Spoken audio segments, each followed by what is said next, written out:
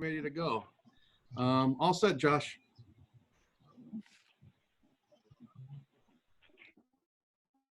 So we'll call the meeting into order today. I'll call the meeting to order, the monthly meeting of the Manchester Housing Authority of April 15th, 2020. First item of business is the adoption of minutes of Josh, March this is Karen. 18th, What time do you have? 2020. Is there a motion? It's 6:40 p.m. Karen. Thank you. Okay, called at 6:40. First item is adoption of minutes of March 16th. Is there a motion to approve the minutes? So moved by Tim Becker. Okay, moved by Tim. Is there a second? Is there Paul Rubin on the second. okay. Are there any additions or corrections to the minutes?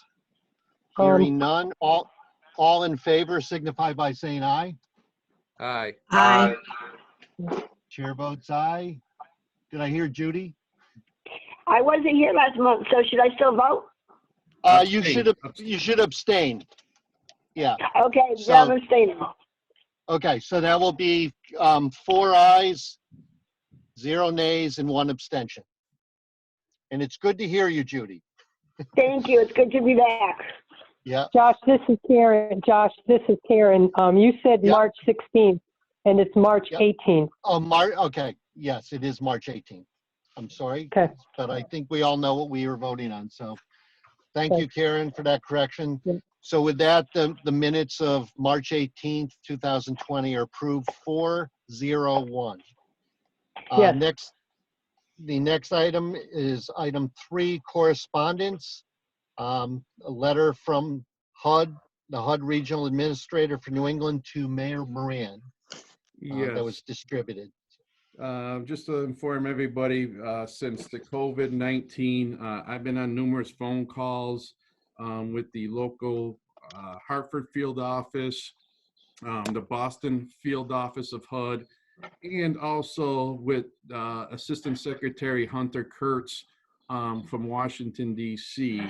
And one of the things is there's been numerous talks in regards to COVID-19 in which David Till, who is the regional administrator for New England, has submitted a letter to Mayor Moran in regards to COVID-19. So I just wanted to forward a copy of that email to our illustrious mayor here in town in Manchester, and everything else. So it was a nice job from our New England regional David Till in regards to COVID-19 and how all the regional states are working and trying to commend, with the CDC in regards to COVID-19. So just want to inform the board in case of Mayor Moran has reached out to any of the board members in regards to this letter. I have not heard anything from the mayor, no. Yeah, that was just more of an informational to give Oh. to everybody. So in case of the mayor did call, everyone would be aware of what the regional director has sent to the mayor. Okay, thank you. Yeah, thank you. Okay, so is there any discussion on that? Seeing none, we'll move on to item 4, accounts payable for March 2020. Yes, I've myself and Karen had distributed the accounts payable to all the board members for the month of March of 2020. It's business as usual in regards to all the payments. As everybody knows, it is reviewed by Robert Coonahan. And then the checks are signed by Josh and myself. So you have double and triplicates of reviewing all the bills that come in and payments that are made by our accounts payable clerk, Cheryl Stout. Nothing unusual. It's business as usual. Okay, very good. Are there any questions? I have a question. This is Judy Taylor. Yep. I wonder, are people paying their rent like they're supposed to? Are we having a problem with that as far as tenants go? I will talk to that about later on, if that's possible. But this is basically our accounts payable, Judy, Okay. the bills that we pay Yeah. out to all the vendors. Okay, sounds good. Thank you. Yeah, no, I think that's an important question to be answered though, Judy. So, yeah, Joe will pick that up a little later on. Yes, Okay, thank you. you're welcome. So, Can I just ask a question, Sure. Josh? go ahead, Tim. What is UI data access fee paid to the state of Connecticut? That is our criminal records check. Okay. Is that a monthly, we pay that? Every time what the payments, depending on how many queries that we run on a participant that comes off the wait list and everything else, we have to do a background check on individuals in which we have to pay a fee to run those Oh. reports. Oh, so it's a fee for each report? Correct. Yeah. Okay, thank you. You're welcome. Mr. Becker, don't forget to announce who you are when you speak. So noted. Thank you. Okay. Anyone else? Seeing none, we'll move on to the item 5, the executive report.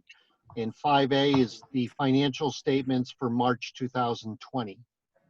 Thank you, Chairman Joseph Diascoli, Executive Director. Basically, this is the reports that you get on a monthly basis from Robert Coonahan, comments that he's made in regards to financials. AMP1 currently shows a gain of $135,000 for the period.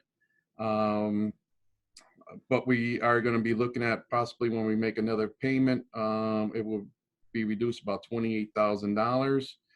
AMP2, we're about almost $76,000 in a plus. The state elderly, just a small loss because of the winter and utility expenses. But basically, when you look at the overall structure, Housing Authority is doing very well. Okay. Are there any questions or comments on the financial report? The financial statement? Tim Becker, just a question on the Section 8 utilization. Can you just expound on that just a little bit? It looks like we're still not getting the dollars that we should be getting. Is that the case here? Yeah, as we mentioned, one of the things is that, it's like a roller coaster effect that we get from the government. And because of now what's happening with this COVID-19, HUD will be sending all housing authorities a double payment for the month of March and April. So in regards to HAP expenses and operating expenses because of more costs that's going to be coming out, especially with rent changes that are going to be happening, that individuals who lose their jobs and everything.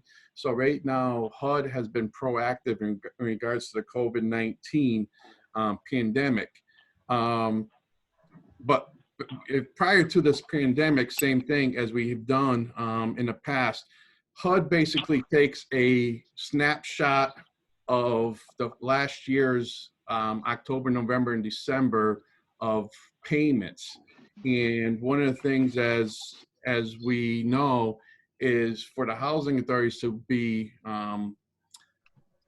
when we do our reporting for our CMAP, they take a look at, for the housing authority to get a passing grade, that you're spending at least 95% of the funds that they give you, or you're at 98% of your utilization.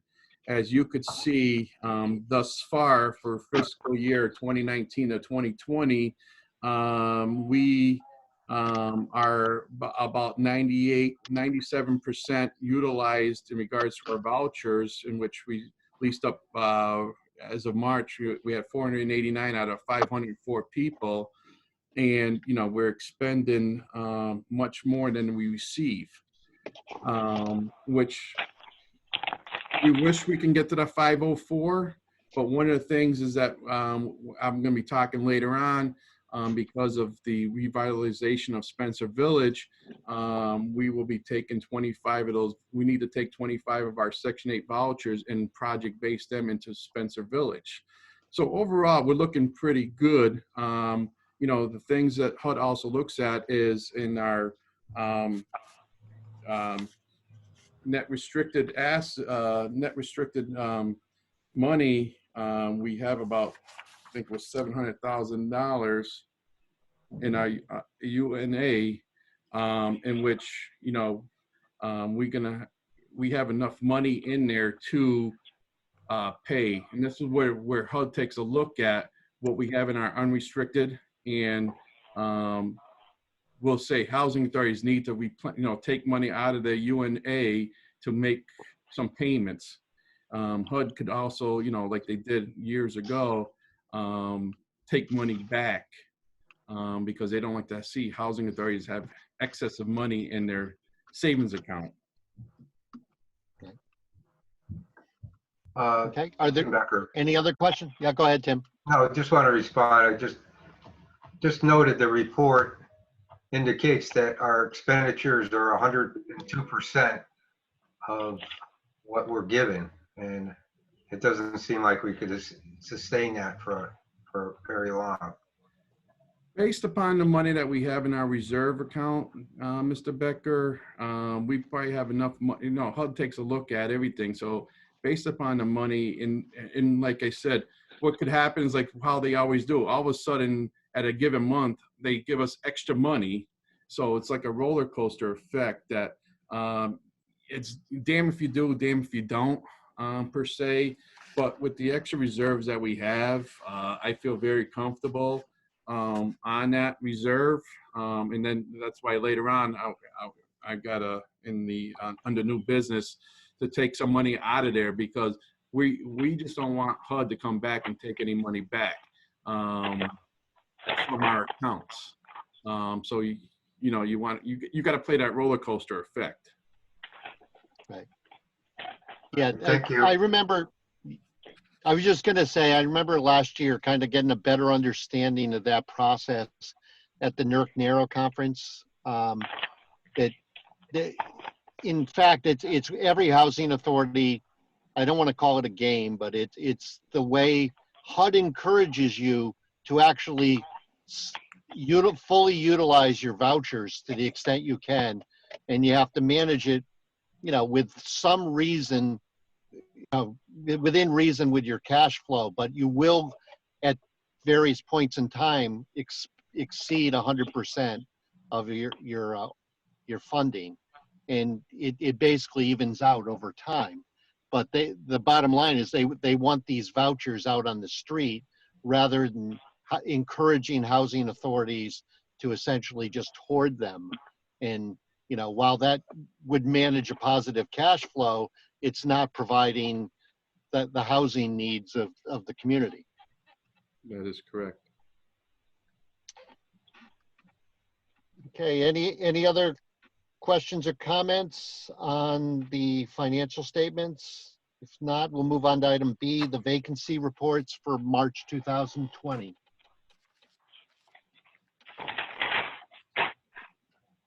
Once again, it's a very short list. So. Yeah, I think I left that copy in my office. I was running everything else. I'm sorry, I don't have that in front of me. Let me see if I can pull that up from Steve.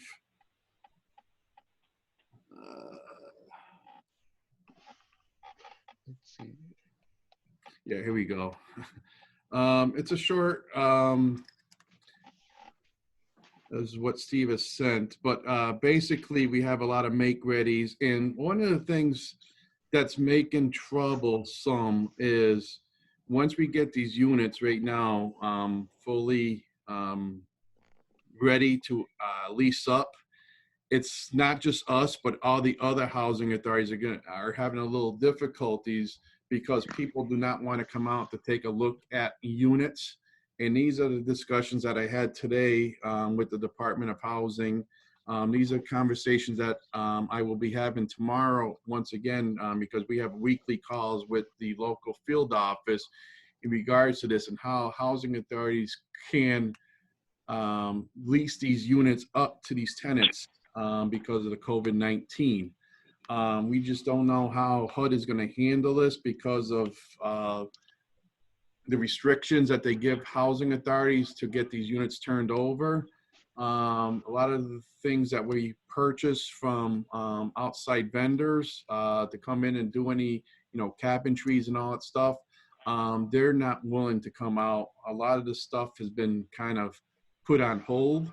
So I feel comfortable that HUD is going to, waive these findings that we have in regards to leasing up these units, because individuals, and you just don't know if you have a person coming off the wait list is a asthmatic or has symptoms of the COVID-19 per se. But we are still doing business as usual to try to get these units prepared. But leasing, these are the issues that we are having right now, that we're trying to get some regulatory relief from the government in regards to the number of days that we can have these units vacant. Right. So it's just not MHA, it's all housing authorities here in the state of Connecticut. And I'm going to say even our neighboring states in regards to that. So I will keep people abreast on what's going on, and once we get word from the federal government. Right. Okay. Any other comments on the vacancy Mr. report? Chairman, Tim Becker. Yes, Mr. Becker. I would offer, if it's of any help, to photograph the vacant units so that people could view them remotely, if you think that would help. We have plenty of time. No, and you're absolutely right, Mr. Becker. That is stuff that we've been talking about, videotaping, doing a virtual walkthrough per se from like FaceTime. What's the other thing? Skype.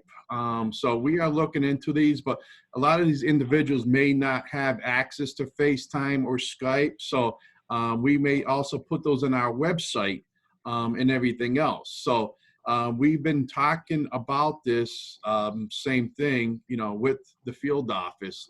I'm in agreement. I believe it's a good way to do it. And I think this is going to be, whatever happens down the road, I think this may be the norm of how we do business later on. But you're absolutely right. These are things that we've talked about and have been passing around. So we are looking into those matters and everything else. So no, you're right on mine of what housing authorities are planning on doing. But we still need to get the blessings from the federal government. Right.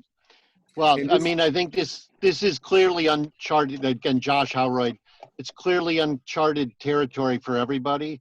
I think to the extent we can refine our practices to minimize direct involvement, particularly now, would be beneficial. I just purchased a new vehicle this week, and I did a lot of the interaction online. There were thankfully very little to deal with salespeople and so forth. It was actually, in many respects, a very welcome process. But I think, Tim, your point is well taken, that what we can do using photography, videotaping things, and other technologies, that would be a great help to prospective tenants. And just to Well, probably add, Tim Becker, I just want to reiterate, if I can help as a volunteer, I've got plenty of time and would love to do more photography. So let me know if I can help. absolutely, duly noted, Mr. Beck. Just to probably add to Commissioner Taylor's question in regards to vacancies and payments from individuals. I had a lovely conversation today with Aaron Bogg and a lot of the Commissioner of Housing, Sailor Mascaro, Bruno, along with Mike Santoro from the Department of Housing, along with a few of my colleagues from Con Narrow. Especially we had John D'Amelia, from DeMillion Associates, Ken Schultz from Imagineers, and I had some other executive directors, Neil Griffin from Glastonbury, Annette Sanderson from the Hartford Housing Authority, Elizabeth Sulig from the Stratford Housing Authority, who's also my vice chair at Con Narrow. And we had, I had Joe Ritter, who's our lobbyist from Rome Smith and Lutz, on the phone, because there were some issues in regards to, especially what the governor had put out with these, I forgot the executive order, but the talks about the rent relief in regards to people not paying their rents and everything else. And, you know, Aaron Bogg from Fair Housing, you know, had stated that housing authorities were not doing their jobs or not following the governor's proposals of rent burden relief and all that stuff, and not to issue notice to quits to these individuals. In which we said to Ms. Bogg is that, you know, housing authorities have to do what they need to do. We understand that the governor has put out the no notice to quits. The housing court is shut down, as Commissioner Rubin would know, that we really can't send any notice to quits. But we said that housing authorities are basically waiving the late fees, but individuals will still be responsible for their rent. And if these individuals fall behind 2 months or 3 months behind their rents, it's going to be very hard for housing authorities or these individuals to pay back the rent.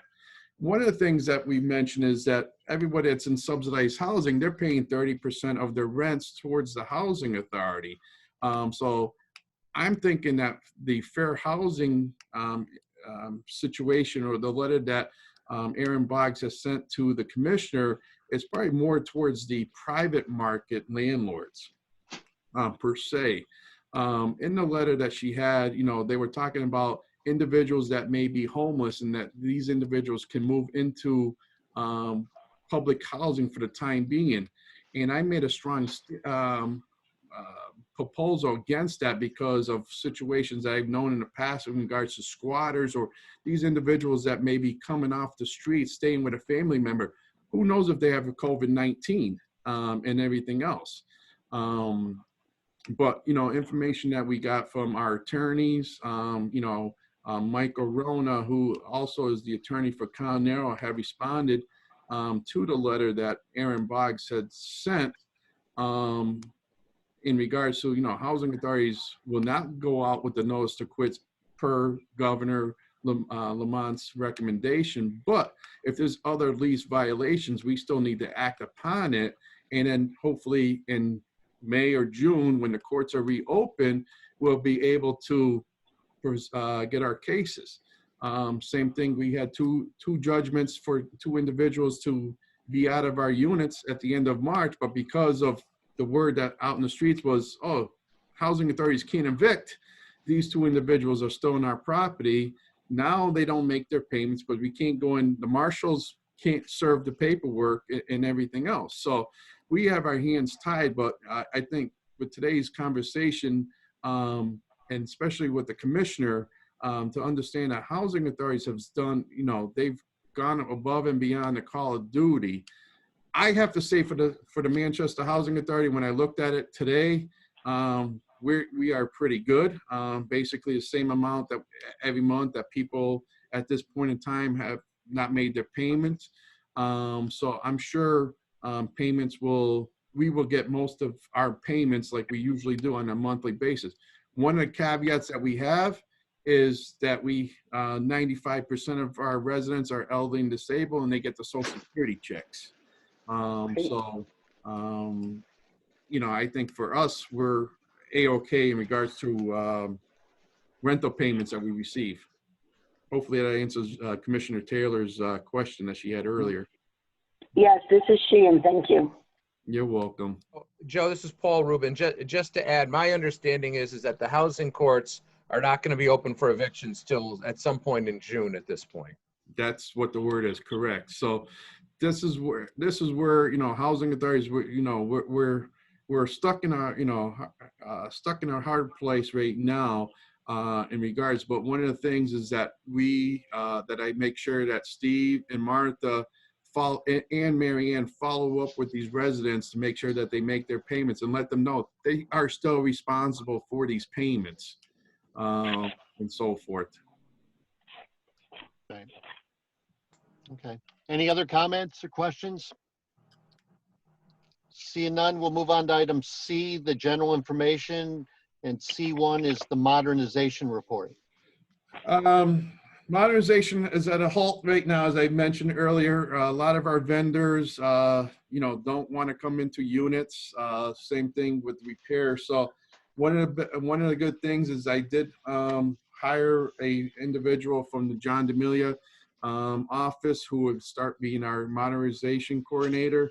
Corey Hartline is going to be our new modernization, in which I gave him a lot of information where we stand in our upcoming capital funds and everything else. So I'm sure him and I've given him a lot of information.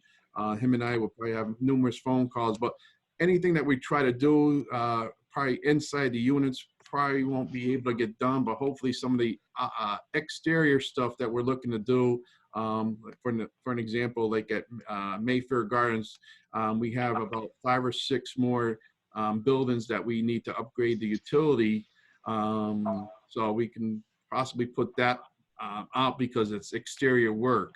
And the same thing, we do have about four more scatter site duplexes that we need to put roofs on. So hopefully, we can get those out and see if we can get anyone to bid on it.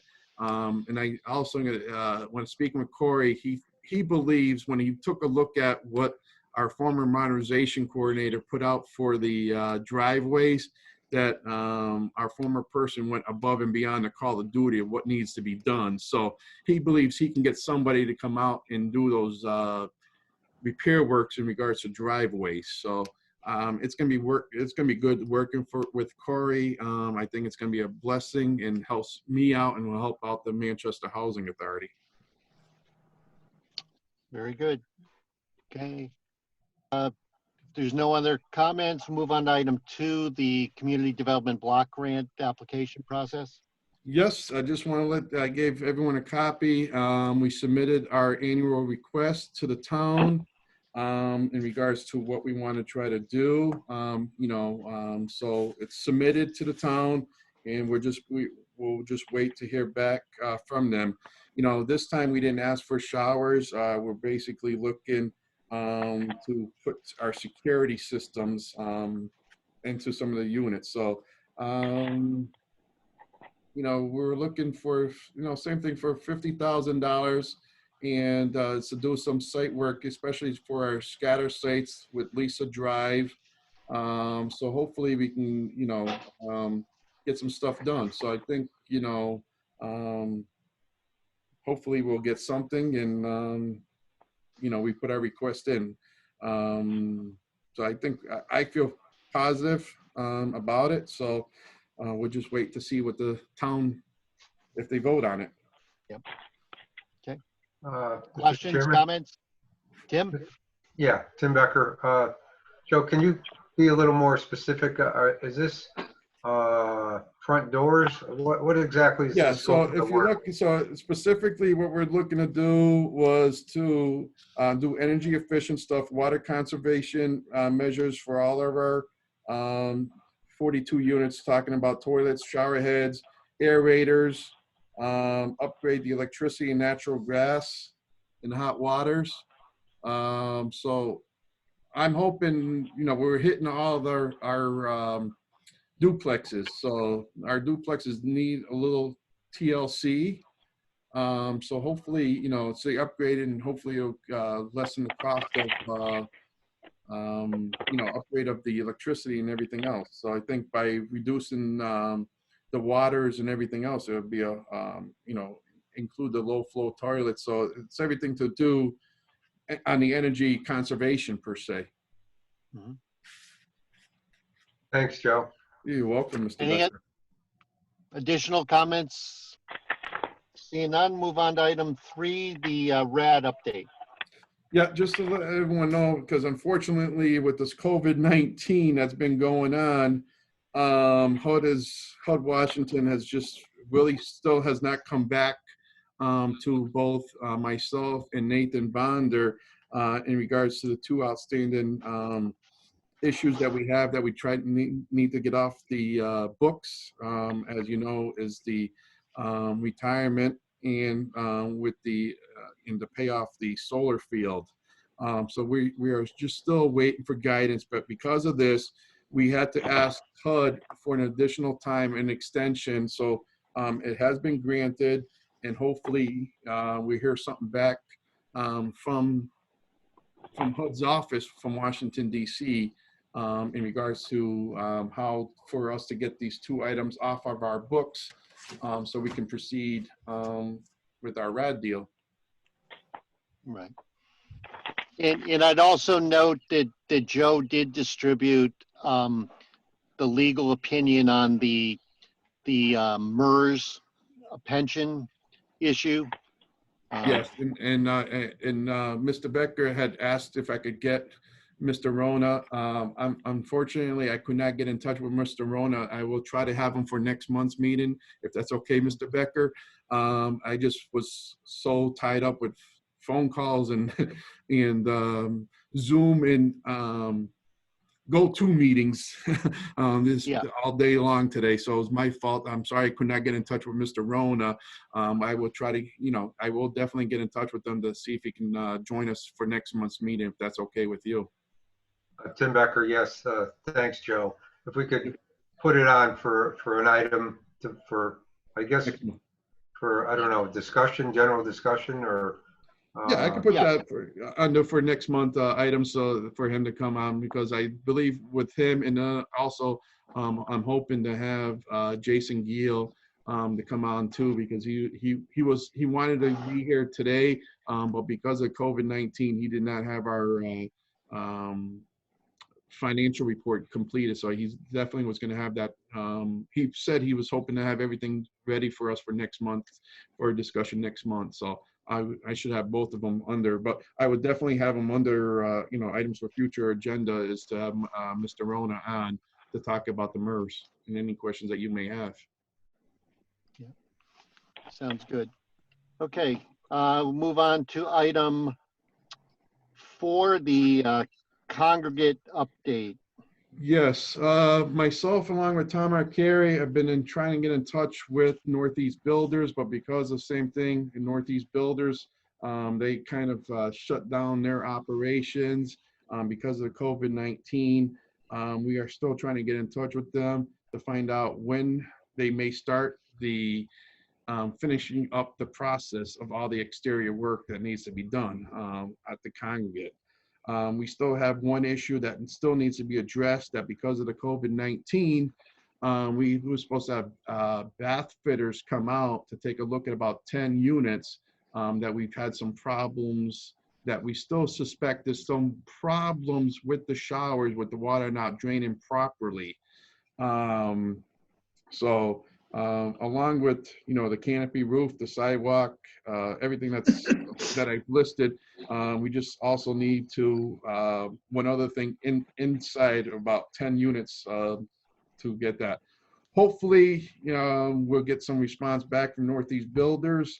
Tom Arcari, our architect, and Quisenberry Arcari, and myself have been trying to get in touch with them. And if we don't hear from them, I'm just going to be contacting Chafa, saying there's been no response, and try to get some guidance from them on what they want me to do. Okay. Anybody have any questions? Okay, if not, we'll move on to item 5, the Spencer Village update. Well, congratulations. We finally got the bond commission voted on March 26th. And we were, great news. They finally put us on and gave us the go ahead. So we've been awarded the funds for Spencer Village. So that's why I've been holding fort for these past few days and weeks. Tomorrow I have to go back into the office because late today, Chafa has sent me a 15-page report that I need to initial. And, you know, since I have Commissioner Howard on the Yep. phone, I may need you to come in tomorrow to sign a check for about $27,000 that I have to submit to CHFA in regards Yeah, to the proposal.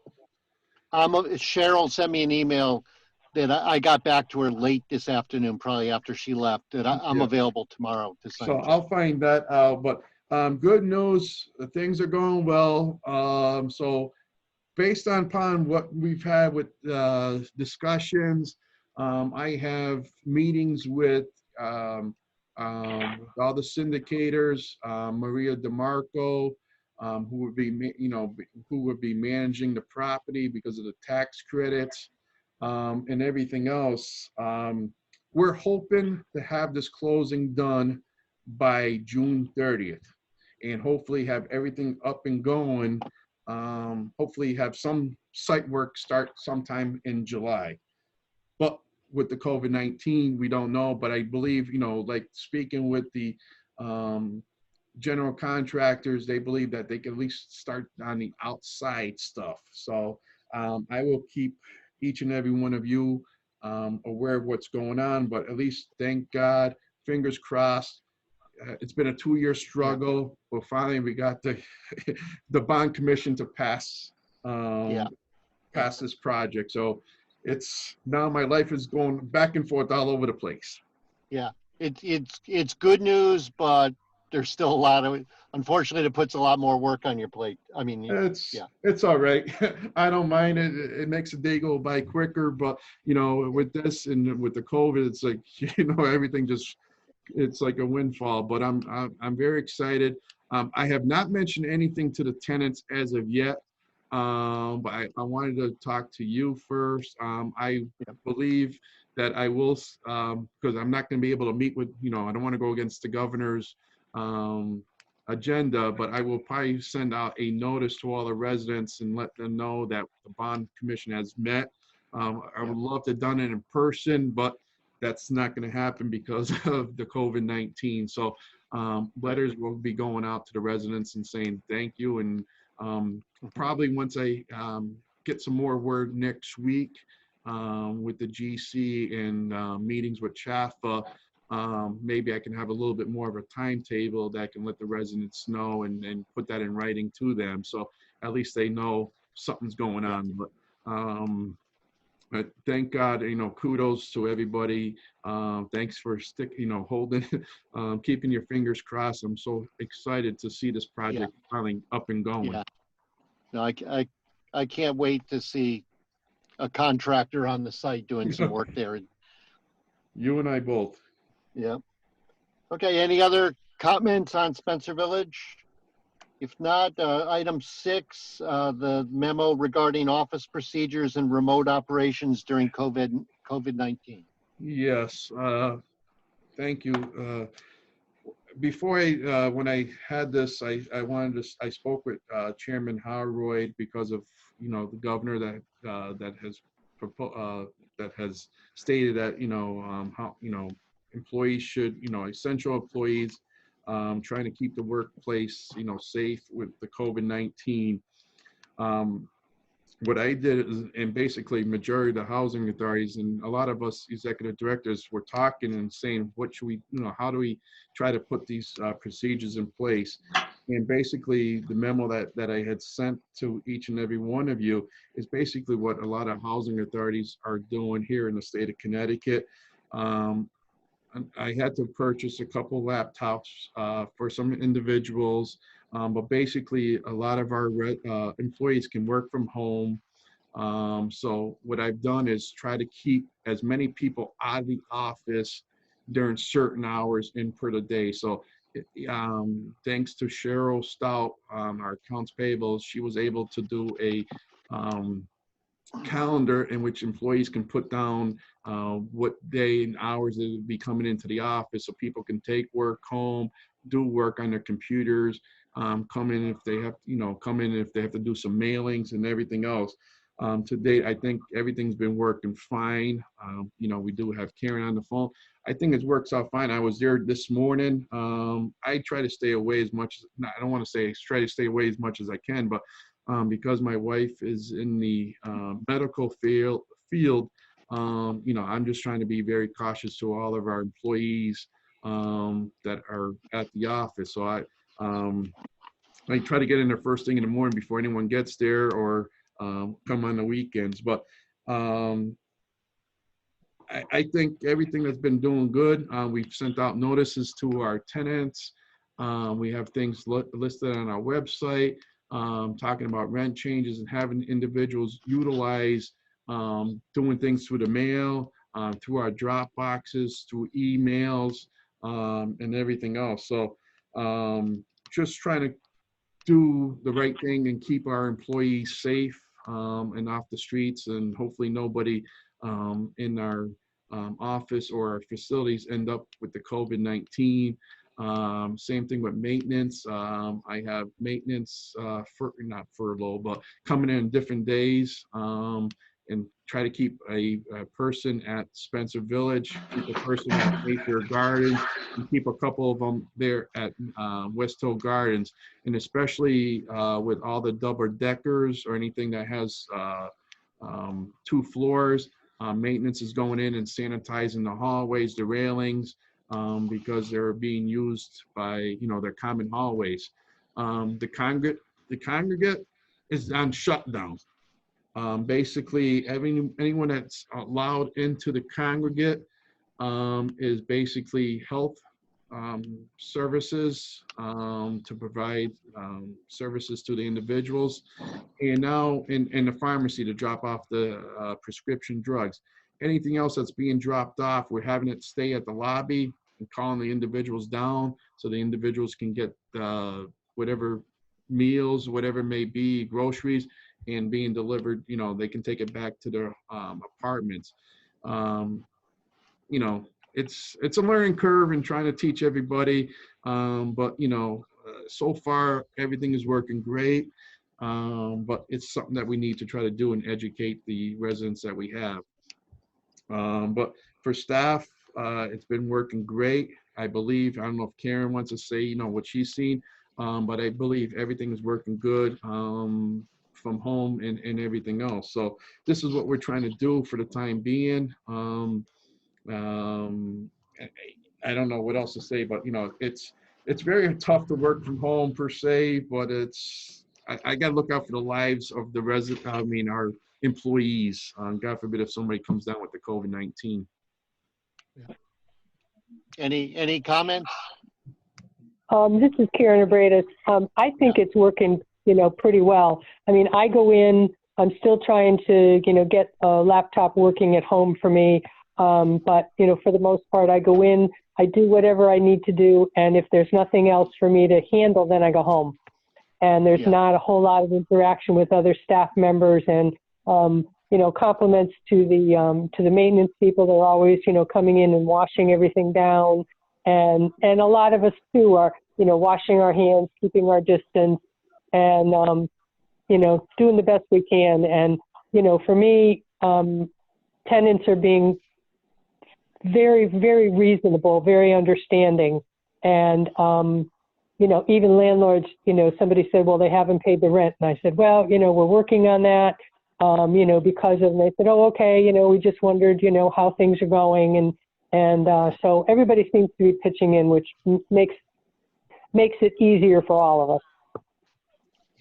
Yeah, it's good to hear. I mean, I've Josh Howroyd, I've gone in the office a couple times in the last 2 weeks to sign checks, and I don't go through the main door. We work out an arrangement. I call Cheryl when I get there. I go in the side door. She has the checks in the conference room. So we really minimize the interaction. And I think that's what it seems like everybody's doing. Mm-hmm. They're taking care of the essential business, which is good. And it's, really appreciate all the staff and the effort that they're putting forward. And Any other comments? Yep. the only thing to add, Chairman Howroyd, Joe Diascola again, is the residents at West Hill Gardens have been a blessing and they've been understanding and all that stuff. So, kudos to the notices that have gone out to the individuals. So, and I think they've been trying their hardest and trying to stay away from one another. So the congregating is to the bare minimum per se. So, knock on wood, hopefully nothing comes up with our residents, but you just never know. Right. And obviously the nature of our residents, being elderly or disabled, they're at high risk. I think they understand, and the staff certainly are doing everything they can to provide assistance. So, Yes. Mr. Chairman, Tim Becker. yes, go Tim. Question for Joe. Have you had any reports of our tenants, testing positive for the virus? Well, I've heard one today from Mary Ann. A individual had been sent to the hospital being tested, and she believes that this person may have COVID-19. So we're just waiting to see. And if this individual does have the COVID-19, as Marianne believes that she may have it, she's in the hospital right now. And then when she does come home, she just needs to make sure she's quarantined in her apartment for 14 days.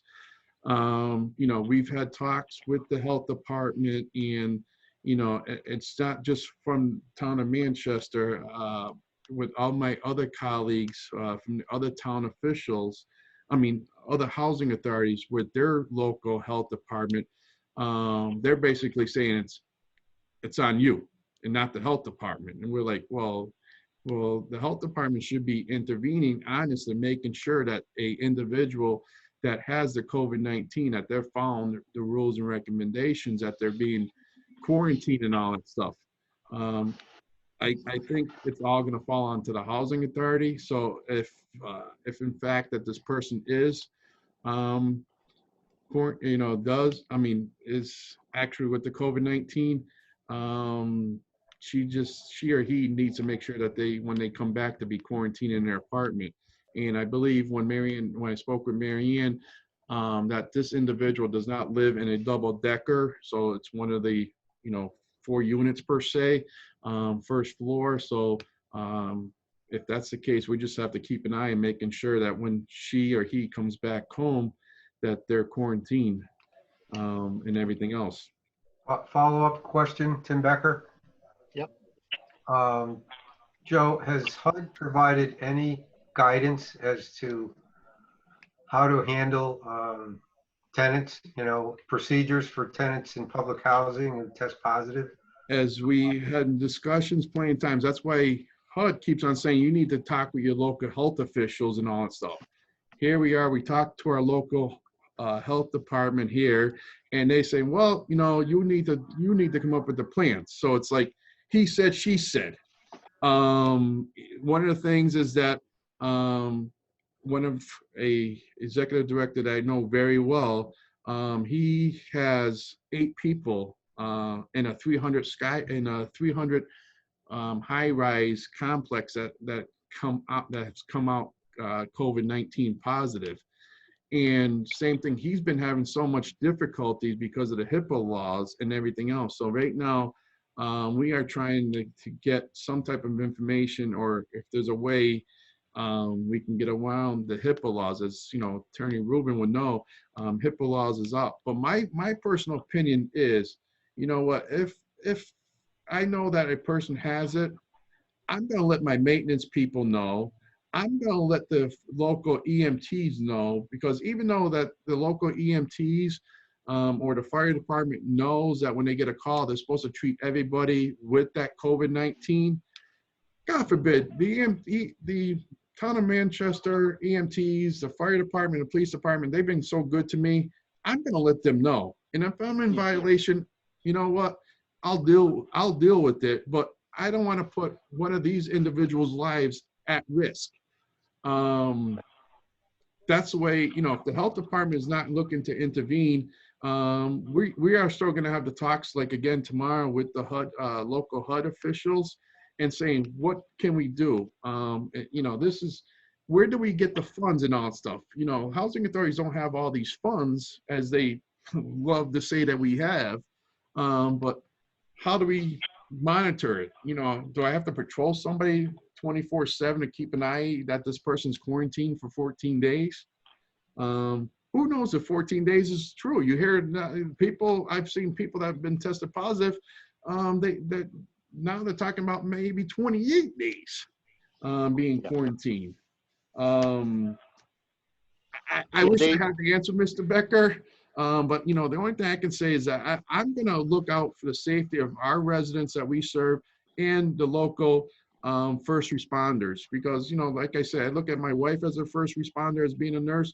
I think everybody, I'm looking at that in that if they believe I'm in a violation, I'll deal with the consequences. But, you know, as I mentioned, it's easier to fix a find and then resurrect somebody from the grave with somebody's life. You know, these individuals are putting their day and life in their hands. And I understand that the first responders are reminded to treat everybody with the COVID-19. But, you know, in the heat of a moment, when you get a call, you never know if they got the mask on or not, and so forth. So we are in talks. Yeah, again, Josh, how right, they still don't know enough about all the specifics of this virus. I mean, my daughter came down with it in New York 3 weeks ago, and the good news for my daughter is she's doing much better. I talked to her about an hour ago, and she still has some minor symptoms, but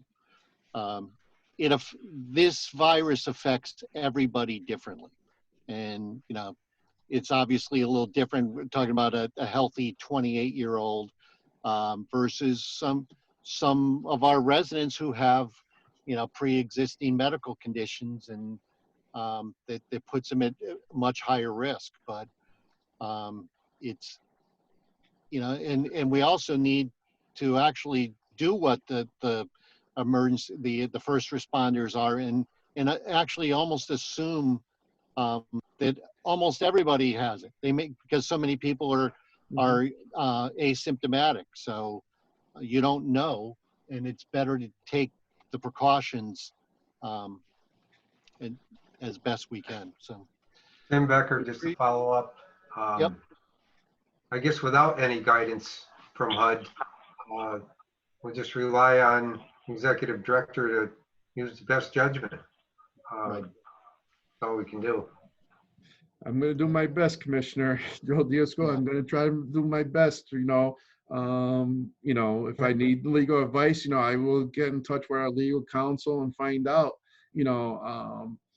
Same thing with HUD. They just don't know. They can't give us the guidance. So that's why we're on weekly calls with Hunter Kurtz, the Assistant Secretary with Washington, D.C. We're on the phone with Jennifer Gottlieb here at the Hartford field office. And here's all the questions that we go. And yes, even the Department of Housing and CHFA, there's all these notices that are going up on the websites in regards to COVID-19. But, my main thing is the residents and the first responders. You know, if I do something wrong, you know, I'm first going to speak with our attorneys, but I don't want to jeopardize anybody's life. Okay. Anything else on the office procedures? Seeing none, we'll move on. Next item's the chairman's report. I'm going to pass on that this month. And we have no old business, so that brings us to item 8, new business. And the first is resolution 2020-2, transfer of funds UNA to RNA. Yes, thank you, Commissioner. I'm Joe Diascoli, resolution 2020-2. As you may recall or may not recall, back in 2017, I had come to the board and asked to transfer roughly $125,000 because at that point in time, we thought we had too much money in our UNA that HUD was going to try to take money back. Now I'm asking the board is to transfer because we never transferred that money. We kept it in the UNA. Now because of the bond commission passing the Spencer Village, in which now we know we're going to be going ahead with the project-based vouchers. I'm coming to the board per Robert Coonihan to transfer $250,000 from our UNA account to our RNA, our restricted net account. Basically, we do have a little bit over $700,000 in reserve. We don't want HUD to, say, oh, you got too much money, we're going to take some money back. This is a good job from what our Section 8 department has done. And this would help, the $250,000 will help with the project-based vouchers. And with that money, that's probably going to help subsidize for about 3 years of project-based vouchers for there. I'm just asking the board for their okay to transfer the $250,000 from the Section 8 unrestricted net assets to our restricted net account. Okay. There any questions regarding this? Is there a motion to approve the resolution? Mr. Chairman, Tim Becker, just one question. Go ahead, Tim. How did the reserves that we have, how were they arrived at? Is it over a period of many years? Yes. And these were these fees that we received for Operations. These are money that we've received throughout the years, in which one of the things is how the Section 8 ladies have done a good job in regards to rent reasonableness, renting units out to landlords, making sure landlords are not getting above and beyond the call of duty, which there are a lot of properties throughout the country that are probably getting paid more than what the units are for. So this is how, when a housing authority has this good cash flow in there, this is telling you a housing authority is well run and everything else. And what you don't want to do is what has happened in the past when you had a housing authority that was well run a few years back. HUD had taken money away, in which now there was a lawsuit in which HUD had lost because HUD went in and took the money. What they did is they penalized a good, well-run housing authority, and they would take the money out and give money to the not well-run housing authority. So because of that, what's happened in the past, and now because of the project-based vouchers that we're going to, utilize at Spencer Village, it would be a good call for us to take that money and just reduce our UNA. So HUD won't come back and say, oh, you got too much money and we're going to, stop funding you and give you less money. And hopefully, as you saw in our financials, hopefully they will give us a little bit more money to keep in pace with what we've leased up. Thanks, Joe. You're welcome, Commissioner. Okay. This is Other Lisa. questions? Yeah, this is Yep. Lisa O'Neill. I'll make the motion. Okay. The resolution's been moved by Lisa. Is there a second? This is Paul Rubin. I'll second the motion. Okay. Moved by Lisa, seconded by Paul. Further discussion? Seeing none, all in favor signify by saying aye.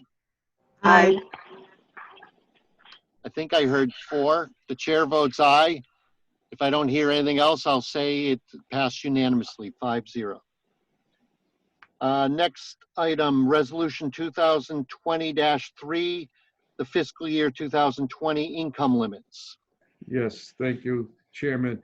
On April 1st, or March 31st, HUD has established, they came out with the new fiscal year 2019 income limits for 2020. So basically, these are numbers that they came up with for the county, the Hartford County, in which we fall under the Hartford County. These are the new numbers. They have slightly increased from last year. So as you can see, basically they go with the family size. They use the family size of 4. So the extremely low income now for a family for under 30% is 30,800. So the numbers have gone up, which is nice. It could utilize people that come off our wait list. These are not numbers that I can just change or anything. This is what's mandated federally from HUD. And I'm just asking for the board to approve this so Section 8 in public housing can use these new numbers. Is there a motion to approve the resolution? Mr. Chairman, Tim Becker, just one question on this. Okay, go ahead, Tim. I noticed the date of the memo is April 15, 2019. Is that an error? Oops, I meant to put today's date. I mean, Okay. April 15th, but should have said 2020. Nice. Okay, just so it's so noted. Yep, no, perfect. Okay. Thank you. Good catch, Tim. What do you want? This is Karen Abradis. What do you want the date to say? April 15, 2020 instead of April 15, 20. It should read April 15, 2020, not April 15, 2019. Okay, thank you. Okay, is there a motion to approve the resolution? This is Lisa. I'll make the motion. Okay, moved by Lisa O'Neill. Is there a second? This is Judy Taylor. I'll second it. Okay, seconded by Judy Taylor. Further discussion? Seeing none, all in favor signify by saying aye. Aye. Aye. Chair votes aye, and if I don't hear any objection, I'll assume it was 5-0. Next is Resolution 2020-4, award of project-based vouchers. Yes, I just want to, because of the approval finally from, as you may recall, when we put the application in back in same thing. I'm sorry, the date has 2019. I don't know why, but it should be changed to 2020. As you may recall, back in 2018, when we put the application in for Spencer Village, one of the recommendations on make the proposal look good, we were looking to put 25 project-based vouchers. So finally, last month, we did get the okay from the bond commission. I'm just asking the board to okay the 25 project-based vouchers to Spencer Village during its revitalization. Okay. Is there a motion to approve the resolution? Mr. Chairman, just Tim Becker, I'd like just to have a question on that. Okay, go ahead, Tim. Or do you need the motion first? You can go ahead with your question. Just the question is, in the future, will some of the funds that we get for HAP basically be directed to these vouchers versus to private landlords? Yes, with the project, how the project-based vouchers work is that's how, let me go back on that, and thank you for that question. So what happens once the bond commission, we had to put out in the streets a proposal in which nobody had applied except for the Manchester Housing Authority. Another entity could have, put their proposal in to move their, use their Section 8s, but nobody did that. So the housing, Manchester Housing Authority had put their proposal in. We were the only one that submitted the project-based vouchers that were due back on March 18th. So by doing this, even by putting the project-based vouchers into the units, one of the things was that we could utilize the Section 8 payment standards that we have in place, but we still have to do the market analysis, rent reasonableness, and so forth. So even with these 25 vouchers in there, HUD will be paying us in regards to our HAP fees and everything else. So even utilizing our 25 vouchers, those will still be counted against our 504 allocated numbers. So one, this will help us to reach the 504, and hopefully, I think we were like underneath. Hopefully, we, with this little extra money, we can get to the 504 and have people under lease utilize our full capacity of allocated vouchers. Tim Becker, just to follow up. Go ahead. I guess to fully fund these, I'm assuming over time that some of the funds that are currently utilized for private landlords will, over time, migrate some of those funds to these vouchers. Is that correct? Yes, we are hoping. No, but that's the plan for the future. Correct. Okay, thank you. You're welcome. Okay. Any other questions or comments? If not, is there a motion to approve the resolution? Tim Becker, so moved. Moved by Mr. Becker. Is there a second? Paul Rubin, I will second. Okay, seconded by Paul Rubin. Further discussion? If not, all in favor signify by saying aye. Aye. Aye. Aye. The chair votes aye, and it is opposed nay. Should have asked for that one before. It is 5-0 because the chair votes aye. Okay, item 4, resolution 2020-5 implement COVID-19 statutory and regulatory waivers for public housing choice voucher. Thank you, Mr. Chairman. Yes. Hot off the press, this is in regards to the COVID, and like I mentioned earlier, with Aaron Kemple with the Fair Housing. As I mentioned with my colleagues through Narrow, executive directors, numerous phone calls regionally with the local field office, Boston office, with the Assistant Secretary Hunter Kurtz. In the beginning of this whole crisis, all the housing authorities knew there was going to be numerous rent changes, and we were looking for a lot of regulatory relief because with inspections, we know that the inspector was not going to be able to go into units because of everyone being afraid of their own personal life in the case of anyone was sick and everything else. One of the things is that I'm happy to say, in which we just need to implement, HUD finally came out on Friday of last week, a 62-page waiver, statutory and regulatory waiver, in which I just needed to get a board vote so that I can implement these changes. A lot of the changes, for an example, is for rent changes. Individuals are asking for rent changes because of unemployment and everything else. You know, businesses that are closed down, individuals cannot get a letter from their employer that they've been furloughed, whatever it may be. We can take a self-declaration from these individuals and do the necessary rent changes. One of the things is that, you know, with the regulatory, with the earned income verification, the EIV, that staff looks at to verify if there's been a change in everything else. These regulatory statutes have been waived for the time being. What unfortunately is going to happen is afterwards, when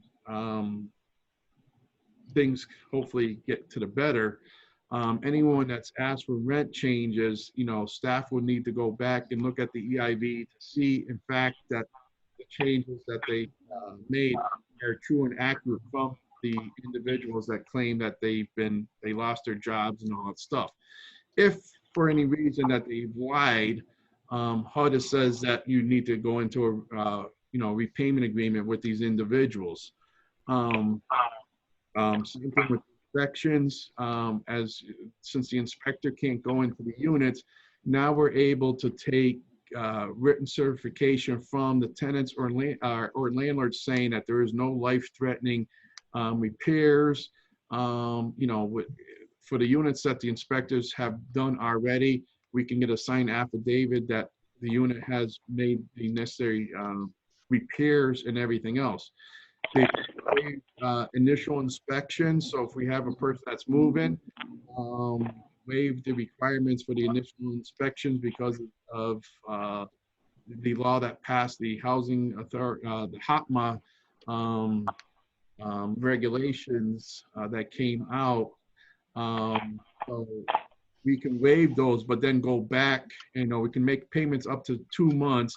But after, to make a payment on the 3rd month, then we need to make sure that an inspector has gone out there to make sure that the unit does pass HQS requirements. So a lot of the things is finally things that housing authorities would like to do. They were filing great proposals. Kudos to HUD. They took a lot of the suggestions that housing authority executive directors that were on the call, and we really did get guidance quickly, and everything else. So I'm just asking the board that, because one of the things that says I don't have to go into a regular ACOP or Section 8 admin plan and revise those. If it approves, I could just implement these because if you had taken a look at it, they talked about the variable period end date. So we just follow these end dates. And so forth. So I'm just asking the board so we can follow and make life easier for my staff or any staff at the MHA for these regulatory waivers requests, so we can do the necessary changes immediately and not hurt individuals on the Section 8 program or our families at the MHA. When you talk about MHA, basically everybody that's in our LA and handicap units, talking between the state and the federal, West Hill Gardens, Mayfair Gardens, Spencer Village. Basically, as we know, everybody there are basically on Social Security, so it's not going to hurt them. It could make a difference in regards to our scatter sites because you have individuals there that are families that are working, and with our Section 8 program. Speaking with Jackie and Karen, our 2 reps, Housing Choice Voucher reps for the Section 8 program. Delighted to say there hasn't been really a lot of rent changes requests per se, which is good. But we still just need to do what we need to do. And Karen and Jackie, as we mentioned, especially these individuals on the Section 8 program, if they've lost their jobs or whatever, just to talk about to the landlords that we're waiting for their unemployment verification and that the housing authority will be able to go back retroactively and everything else. So I think it's a great mentor that the tenants are talking with the landlords and vice versa. I know speaking with Karen and Jackie today and yesterday, landlords have called them to just verify that information because, a lot of times they don't listen, they don't believe their tenants.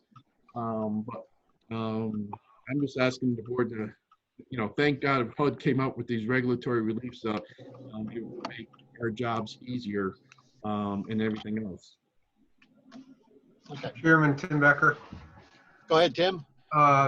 Just a note again that this memo should reflect today's date, April 15th, 2020. I wonder what happened to my computer. It's the autofill, if you did it once, it's going to go back and do it again. Yeah. Probably. I will be Okay, changing all those. Yes, for some reason, I don't know why I had in 2019, but good catch, Commissioner Becker. I will be changing those to 2020. Okay. Thanks for the explanation, Joe. Thanks for the catch, Tim. Is there a motion to approve the resolution? This is Lisa. I'll move adoption. Okay, Lisa O'Neill moves the resolution. Is there a second? I'll second Judy Taylor.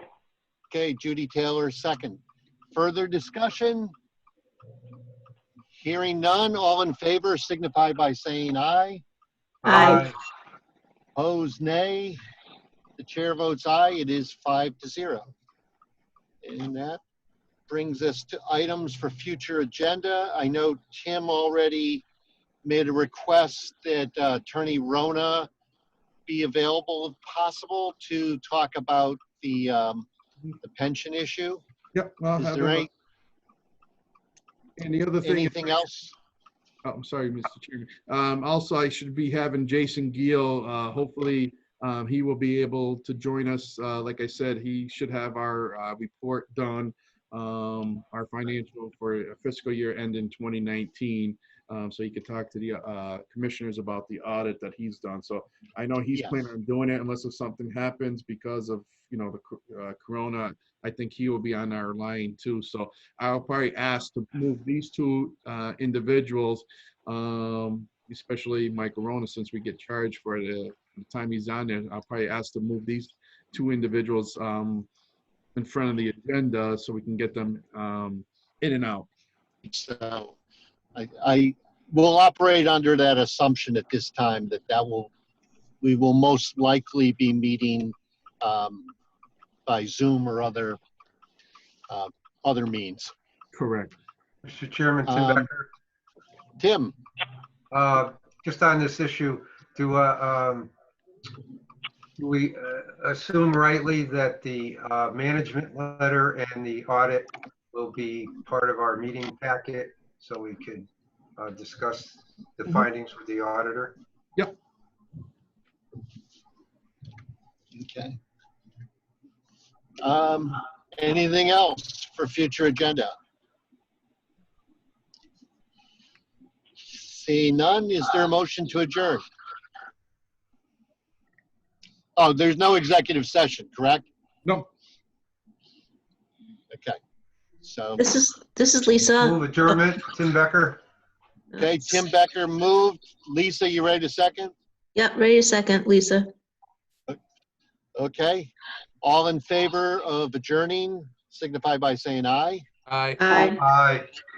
The chair votes aye, and it's 7:56. Thank you, everyone, for Guys. your Nice Patience. work, everybody. Thank you, everyone, and stay safe.